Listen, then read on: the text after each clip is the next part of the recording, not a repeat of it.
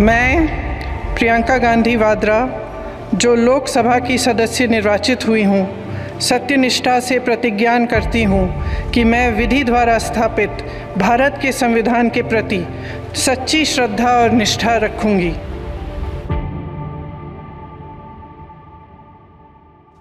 कांग्रेस नेता प्रियंका गांधी ने आज सदन में पहली बार कदम रखा।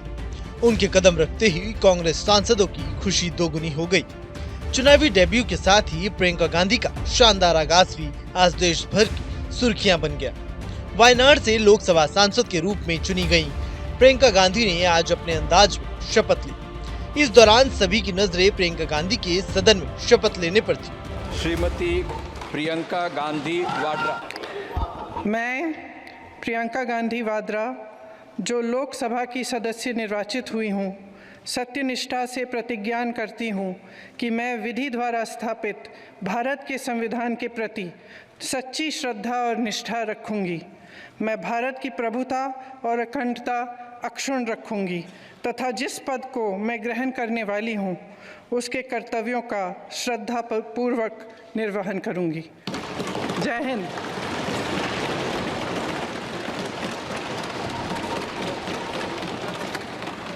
राहुल गांधी के वायनाड सीट छोड़ने के बाद हुए उपचुनाव में प्रियंका गांधी ने बम्पर जीत हासिल की।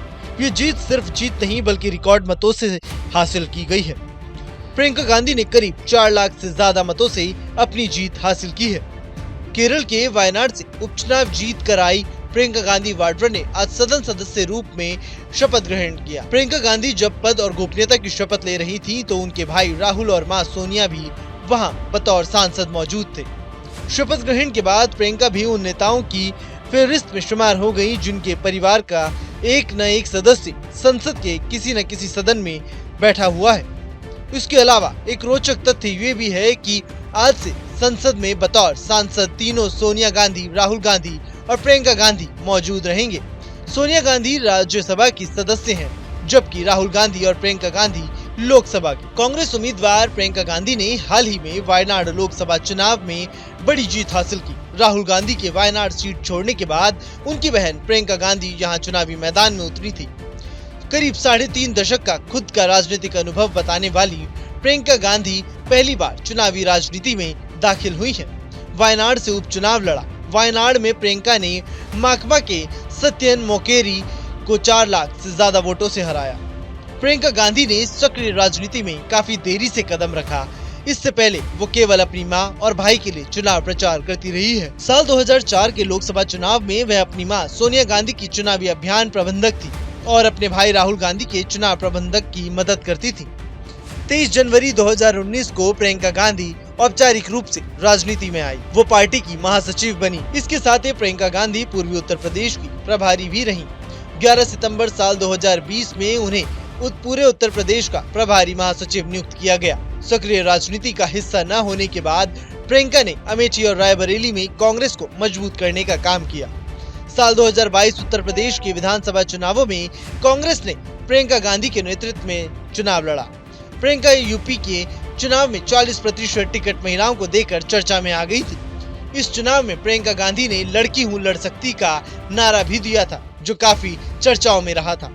हालांकि इन सब कोशिशों के बाद भी कांग्रेस पार्टी कुछ खास परफॉर्मेंस नहीं कर पाई थी। कांग्रेस को सिर्फ 2 सीटों पर ही यूपी में सफलता मिली थी। 17 जून 2024 कांग्रेस अध्यक्ष मल्लिकार्जुन खड़गे ने प्रियंका के वायनाड से चुनाव लड़ने का ऐलान किया। दरअसल राहुल गांधी 2024 के लोकसभा चुनाव में वायनाड और रायबरेली दोनों सीटों से चुनाव लड़े थे। उन्होंने दोनों ही सीटों पर जीत दर्ज की। इसके बाद उन्होंने रायबरेली सीट को चुना और वायनाड सीट को खाली छोड़ दिया।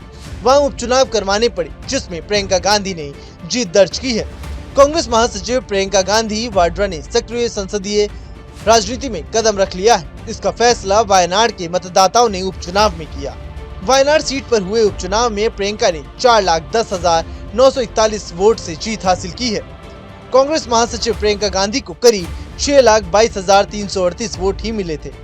यहाँ दूसरे नंबर पर माकपा के सत्यन मोकेरी रहे, जिन्हें 2,11,407 वोट मिले। तो वहीं तीसरे स्थान पर बीजेपी के नाव्या हरिदास रहे, जिन्हें 1,99,039 वोट ही मिले।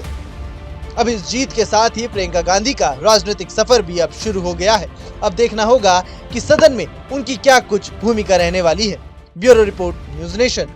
न्यूज नेशन अब व्हाट्सएप पर खबरों के ताजा अपडेट के लिए न्यूज नेशन के इस QR कोड को स्कैन करें।